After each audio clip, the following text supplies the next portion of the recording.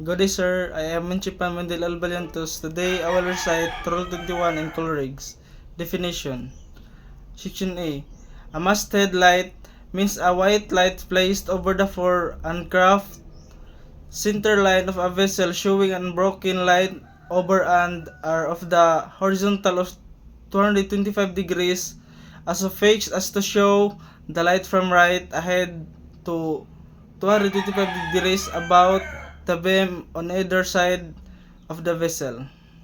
Section B. Side light means a green light on the starboard side and red light and under the port side is showing unbroken light over and are of the horizontal of 112 degrees Celsius and so fixed as to show the light from the right ahead to 225 degrees shall ball a beam on its respective side.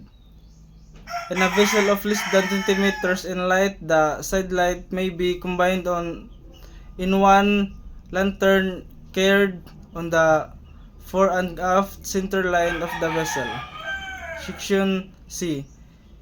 Stern light means a white light placed on nearly as practicable of the stair showing unbroken light over an arc of horizontal of 135 degrees and so fixed as to show the light 67.5 degrees from the right aft on each side of the vessel.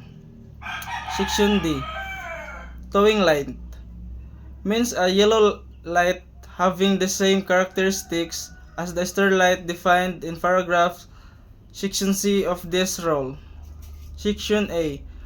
All around light means a light showing an unbroken light over an arc of horizontal 360 degrees. Section F.